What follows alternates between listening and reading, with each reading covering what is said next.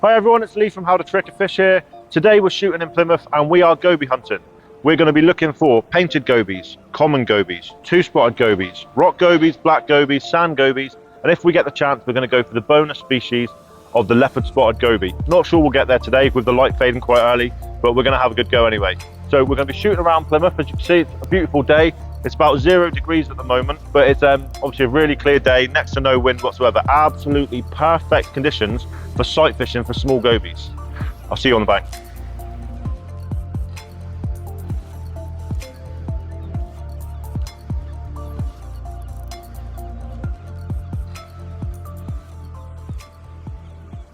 Right, so what we're doing here, we've got some really nice shallow water, a little bit of weed around, and there's lots of little tiny goby species, mainly painteds, and they're literally just sort of like floating around an inch or two above the bottom of the water. So we've got a little tiny cheb rig on, little tiny speck of isomay. Some people use Maracue snow and stuff like that on a tiny little Tonego, and I've basically got my Tonego attached straight to a little tiny cheb, and I'm just moving around, and then gradually that movement, it attracts in the fish. Once you get one, you normally get 2 or 3, they start competing, and that's when you normally get your bite.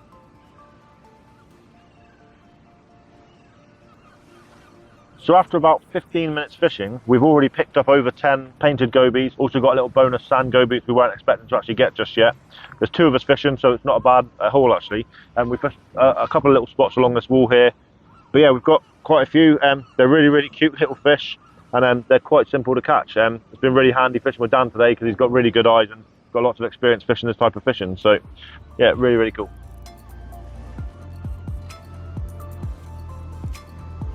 So just a little reminder, when you're fishing with a tiny species like this, they're pretty fragile, so make sure you're putting them straight into like a little bucket or a viewing tank. You can keep them alive for a couple of minutes if you want to take some photos or some video or something like that. Obviously if you're catch and release, you can take them straight off and put them straight back in. But competition fishing, like a lot of the guys will be in the winter league, you've got to put it on a card, stuff like that. So while you're getting all that set up, put it in a little viewing tank, you'll keep that fish alive and safe so you can return him back to his friends.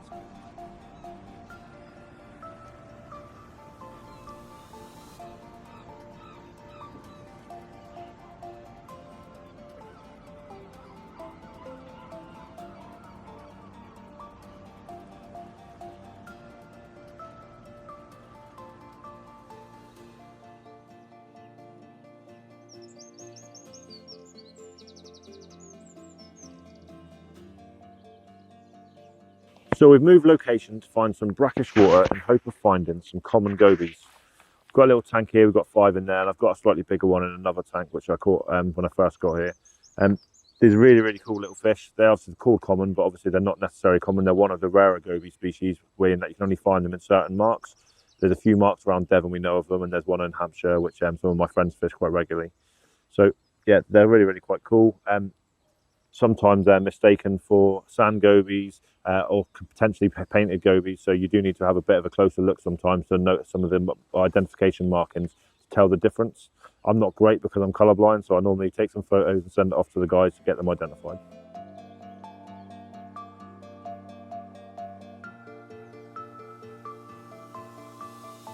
So the method here is quite simple. I've got a tiny bit of sort of isomate sort of type lure on a small Tonego hook on the back of a cheb again. I've got a bright orange cheb because it seems to be attracting the fish a little bit better.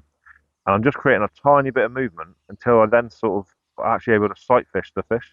That movement brings them in, you get 4 or 5 and they start to compete. A little trick I picked up off Dan Cooper again is to actually, once you sort of get 3 or 4 around, is to lift off your lure slightly off the ground and sort of try and pause and keep a steady hand. Then you start to feel those little bites. I'm just getting a couple of little nudges just then actually, and there's 4 or 5 around the lure right now.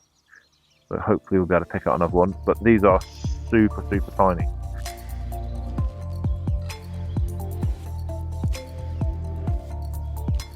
And another top tip for these is just to make sure that you're fishing brackish water. And most of the places you seem to find these got a really good steady flow of fresh water in, and then obviously pick up a little bit of salt water when the tide comes in.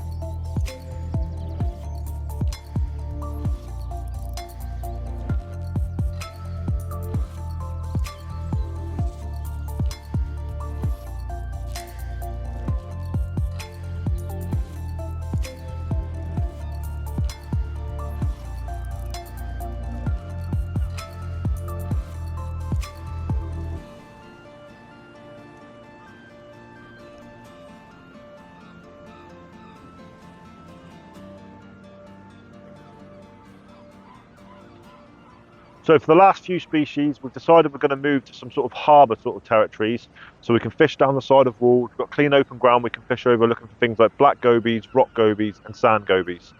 So this is a spot that everyone might know. It's a local legend, Maurice Mitchington's home turf.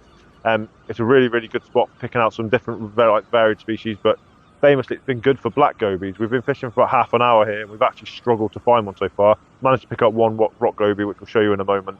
But yeah, it's been tough so far, so we're going to give it another half an hour or so here and then move to another harbour mark in Plymouth.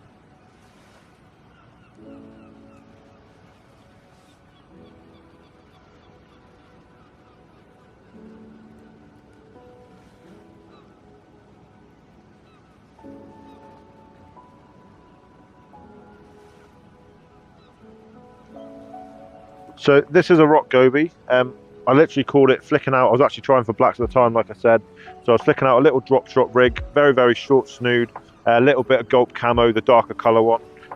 Literally just dragging it along the bottom, inch by inch, just trying to sort of get that sort of movement to like entice the bite, because we were really struggling to find the bite. This one hit pretty hard. I knew pretty much straight away it was a goby. You should get that rattly bite. And the way to tell the difference between the rock and the black, because these are sort of the bigger ones that you normally find, is it's got a sort of yellowy, beigey sort of dorsal tip on the dorsal fin. So yeah, really, really cool little fish. Got nice colours on this one.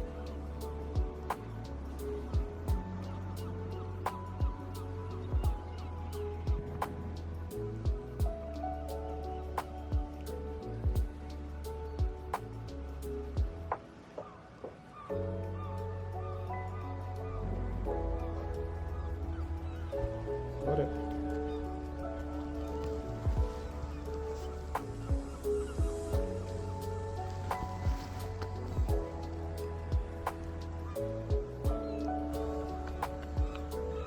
Mission accomplished. The exact method and location I thought they'd be. There we have it. That is a black goby using the same method I did for the rock. Basically, I was sort of talking about this earlier on actually, is how I like to fish these actually at distance. So I was casting my drop shot out to the distance and I was just literally twitching it back towards myself until I managed to get that reaction bite. I literally called it out pretty much straight away saying I'm getting goby bites, and then we started recording. So yeah, pretty decent. And that's 4 out of 6.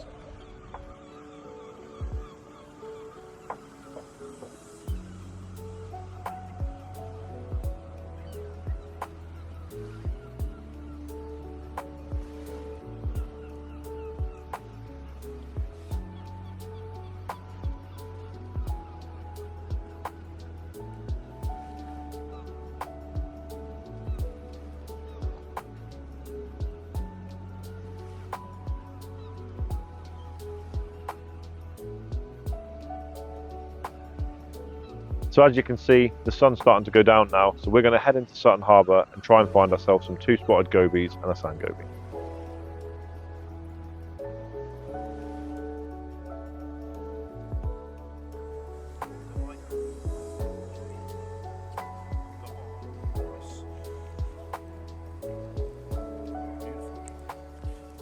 So this is a 2-spotted goby. It was sight fished down the wall. What we tend to do is we look for these in harbours on the weed line, and pretty much anywhere around the harbour when you're sort of fishing for them, you can, especially at night, you can pick their eyes out. They sort of reflect in the light. So we sort of use a decent head torch, something like one of the HM65Rs or something similar like that. You're staring straight down the wall and you're picking out those, like I said, those eyes or those little reflective bits or just little bits of movements in the corner of your eye. And then you're dangling your Tenego. I've got mine again on a little tiny cheb. I'm dangling it sort of just in front of it, and I try and keep it moving ever so slightly until the fish start to get aggressive. And once they get aggressive, you can actually pause and sit still, and they'll come in and take it. This actually was quite lucky. There's only one there, and it actually took it. But normally you're looking for 2 or 3 together, and then if you get 2 or 3 together, they're super aggressive and they will smash it straight away. And they normally hook themselves pretty quick. That's actually pretty decent size for them. They're really nice and got some really nice colours. So we'll do a couple of close-ups so you can have a better look. Such a cool fish. Once again, I just will say, if you're going to be targeting micro species like these 2 spots, I highly recommend getting something like one of these little tanks. You get a little bit of time to spend with your fish, then get some photographs, and obviously it protects the fish and stops them like obviously gassing for air, etc. So highly recommend you get something like this. Little Ferrero Rocher tubs are a cheaper option, or there's lots of different tanks and sort of viewing boxes you can get now. So just something nice and clear, get some good photographs, and then you can get the fish back unharmed.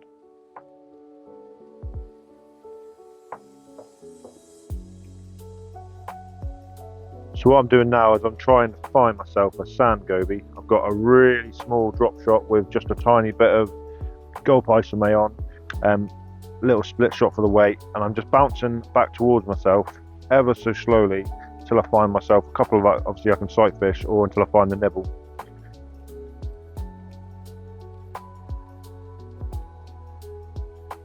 So that's sand goby, the 6th goby species of the day. Pretty impressive actually, that we set up this target originally. Didn't know if we'd be able to do it, but we've actually done it in pretty good time. It's about 5:30 now, sort of just gone dark just over half an hour ago. So yeah, not a bad day. So in the time I managed to get myself set up and actually catch my sand goby, my cameraman Dan managed to pick out about 10. So we've put some of them in the tub here so you can have a bit of a close-up and have a look. But they're super aggressive. Dan was using a really short snooded drop shot with a little bit of the same sort of gold isomate on again, the isomate clear camo. It was really lethal. Almost every time he dropped in, he was picking out a fish. Really obviously effective way to catch these species. So yeah, really chuffed with that. So that's all 6 species ticked off in one day. So that's a wrap. We've achieved our goal today. In order, we had painted goby, then we travelled across to another mark and we managed to get our common gobies. We got some of the harder ones out of the way. We then went to a harbour spot and picked out the black and the rock, not in that order, the rock and the black in the right order. And then we came back to Sutton Harbour, to where we finished this evening, and we very quickly found ourselves in 2 spots, so we got that ticked off very quickly. And then we went over, finally set up and got the sand goby to close out the whole mission.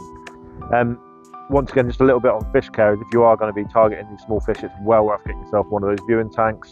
Keep disgorgers and stuff like that in your pocket. I've actually got disgorgers in my pocket at all times when I'm fishing now, so you can unhook very quickly. If you like this video, please drop a note in the comments. Let us know what you thought, what you want us to do next, and we'll try and get some more of these made.